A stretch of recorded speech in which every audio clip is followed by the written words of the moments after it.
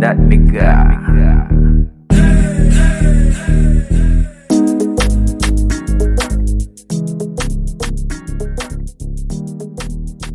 Avant d'entrer dans l'exécution des codes de Python, il est nécessaire pour nous de comprendre ce que c'est que la programmation, de voir ce qui se passe quand nous exécutons un programme, de comprendre tout l'environnement autour de Python. Pour cette leçon, nous allons parler de deux choses en général. C'est définir ce que c'est que l'ordinateur et ce que c'est qu'un langage de programmation. Voilà. Salut, je suis Brice Donald. Mon contact Facebook c'est don.bri.965.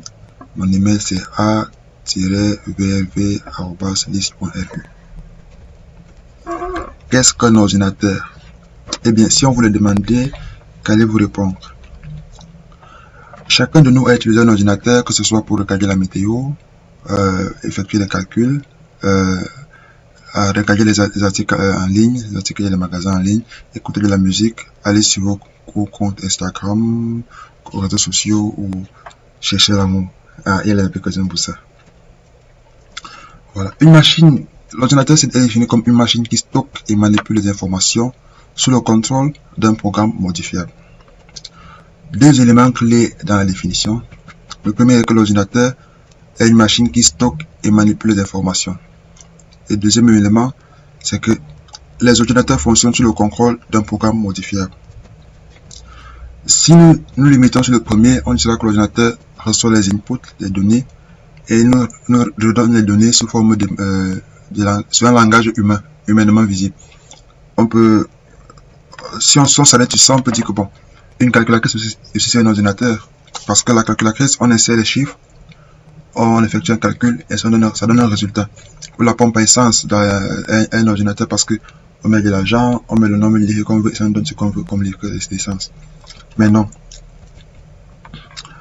Ce qui fait la particularité de l'ordinateur, c'est que l'ordinateur est manipulé par un programme modifiable. Et c'est là toute la différence. Les ordinateurs de nos jours sont jugés de machines universelles parce que il y en a plusieurs et il y en a de différentes catégories. Mais tous les ordinateurs ont la même puissance en ceci que il suffit d'avoir une connaissance en programmation, bien une connaissance dans l'ordinateur. Il suffit d'être un utilisateur confiant pour pouvoir rendre votre machine aussi puissante que n'importe quelle autre machine sur la Terre. C'est possible si vous connaissez un peu de programmation et un peu d'optimisation. Et aussi, il est considéré que le plus puissant dans l'ordinateur, ce n'est pas l'ordinateur, c'est plutôt le programme, les programmes qu'on a dans l'ordinateur. Parce que l'ordinateur, c'est un programme, c'est juste une coquille vide, une coquille vide qui ne sert presque à rien.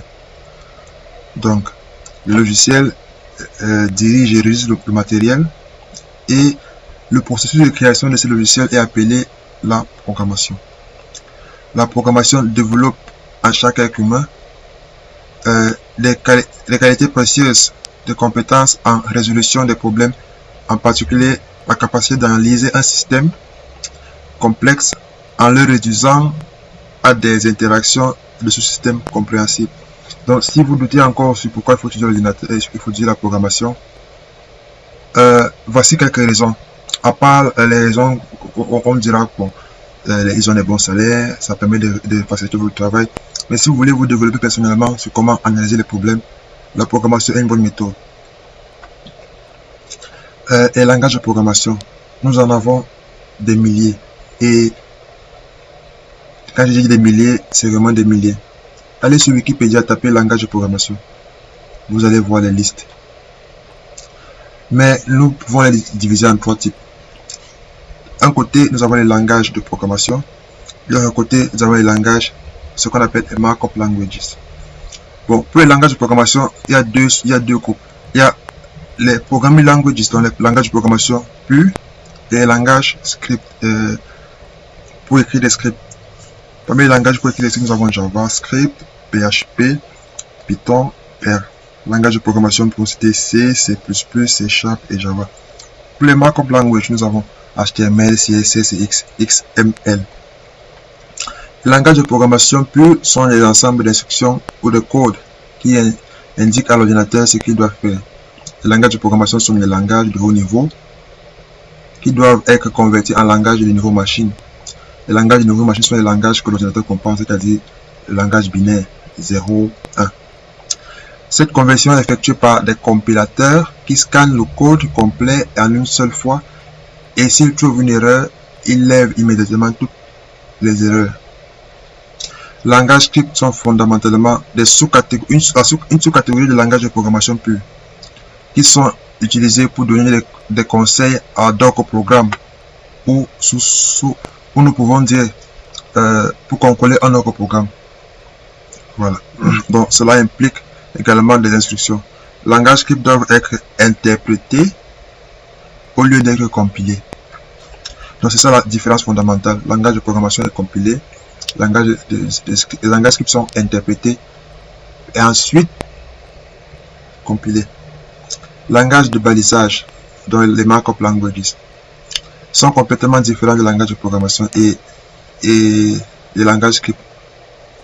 Les langages de balisage préparent une structure pour les données ou préparent l'aspect ou les concepts d'une page. Pour la conception d'une page, ils sont généralement utilisés pour le design des pages internet ou bien des applications. Nous avons HTML, CSS et SAS et ainsi de suite. Maintenant, nous allons parler des termes compilateur et interpréteur. Compilateur, c'est un programme. Effectivement, c'est un programme écrit par une autre personne qui prend tout le programme et le convertit en objet ou en application. Le code objet est également référencé en tant que code binaire, donc traduit en langage machine, et peut être interprété directement par une machine sans liaison. Après la liaison, des exemples de langage de programmation, puis nous avons C, C++, Java, C#. Un interpréteur exécute directement les instructions inscrites dans la langue de programmation, ligne par ligne. Voilà. Et au préalable, le code objet est converti au préalable le code objet en code machine. Donc, l'interpréteur prend un langage script, le convertit en langage de programmation, et ce langage de programmation, converti en langage de programmation, et lui, le convertit en langage binaire. L'exemple de langage script, nous avons déjà parlé, R, Python, JavaScript, PHP. Voilà. Dans la figure ici en bas, on peut voir la raison pour laquelle le langage de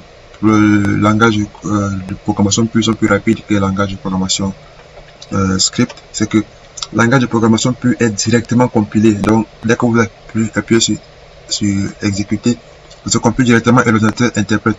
C'est pour ça que les gens disent qu'ils peuvent écrire le langage directement sur l'ordinateur. Les langages de cryptage pour d'abord être interprété et passer par une machine virtuelle. Et après, bon, la différence d'exécution n'est pas souvent aussi grande que ça. Mais, bon, chacun a ses capacités. Mais aussi, une différence, c'est que les langages script sont plus faciles, sont plus compréhensibles, sont plus faciles à apprendre. Maintenant, parlons de l'histoire de Python. Python est un langage de programmation apparu officiellement en 1991. Guido van Rossum l'a conçu à la fin des années 1980 à l'Institut national de recherche en mathématiques et informatique aux Pays-Bas. La philosophie derrière Python, c'est que la programmation doit être un plaisir. Les avantages de Python: il est facile à apprendre, il a une grande communauté mondiale, les compétences, la recherche sur le marché du travail, les gros salaires, ressources d'apprentissage gratuites comme ce cours. Vous pouvez apprendre Python 100% gratuitement en ligne, comme le cours que je vais faire. Il fonctionne sur n'importe quel ordinateur, donc vous pouvez écrire un programme Python sur un Mac, il va fonctionner exactement de la même façon sur un ordinateur Linux ou un Windows. Et avec Python, on écrit rapidement des applications. Où et pourquoi les gens utilisent Python? Python est utilisé dans beaucoup de domaines. Ici, ce n'est que quelques-uns des domaines. Dans le développement des pages web, la création des applications web. Dans les calculs scientifiques, les sciences de données, nous avons AstroPy pour l'astronomie, BioPython pour la biologie et la bioinformatique. Nous avons les outils graphiques pour la statistique et l'analyse des données. Nous avons PsychoPy pour la neuroscience et la psychologie expérimentale. Pour on appelle machine learning, apprentissage automatique, l'intelligence artificielle. L'intelligence artificielle comprend des éléments tels que la reconnaissance vocale, les services financiers et même les recommandations que Netflix, Google et Facebook proposent. Et à chaque fois que vous voyez cela, vous vous demandez comment ils savent que je veux acheter une chaussure, comment ils savent que je veux partir dans tel pays, comment ils savent que je suis étudiant. En fait, c'est parce que derrière, des programmeurs Python collectent vos données, les analysent et vous font des propositions. Où et pourquoi les gens... ce que nous allons apprendre dans cette leçon. Nous allons apprendre Python pour un niveau débutant, dont les bases de Python, les fondamentaux. Voilà. Donc, nous allons prendre les variables, les manipulations des arrays. Nous allons utiliser les fonctions print et input, les règles, comment dénommer les variables, les opérations mathématiques de Python, les types de données, les conventions de type, les conditionnels if, else et else. Excusez, c'est mon russe qui revient de temps en temps. Les opérations logiques, la randomisation, la gestion des erreurs, les fonctions, les loops for, les blocs de code, les loop while, programmation d'organogrammes, les arguments et mots-clés, les dictionnaires, les listes Python, les collections imbriquées, donc on appelle les fonctions intégrées, on appelle nested function, les fonctions return, la différence entre return et print. Ceci, ce n'est pas obligé de lire et comprendre maintenant, mais avec le temps, vous allez comprendre de quoi je parle. C'est tout pour cette partie. Pour l'introduction à Python, si de temps en temps vous avez une erreur, vous avez une incompréhension, vous pouvez revenir sur la vidéo. Et aussi, je voulais dire qu'il y a plusieurs façons d'apprendre. Donc, ne vous fiez pas à 100% à 1000% à ce que je vous dis. Apprenez. Et ensuite, prenez une autre source d'information, apprenez et comparez. Essayez de tirer ce que vous pouvez tirer, ce que je dis, ce qu'ils disent. Essayez de comparer et vous allez voir où se situe la vérité. Et bien. Dans la prochaine vidéo, je vais vous montrer comment installer Python dans votre ordinateur, comment installer les environnements dans lesquels vous allez programmer. Et pour ceux qui n'ont pas les possibilités de l'installer, je vais vous montrer une plateforme en ligne où vous pouvez écrire des codes de Python sur votre téléphone, sur votre tablette ou sur votre ordinateur. Il suffit juste d'avoir une connexion. Au revoir et rendez-vous à la prochaine vidéo.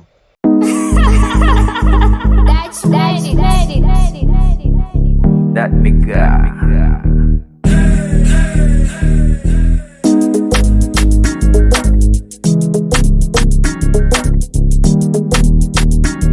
Yo, check it. Leo sijui ustawabu, uko tukawa ni misemo ya mababu, alafu sijagawa na wameshashika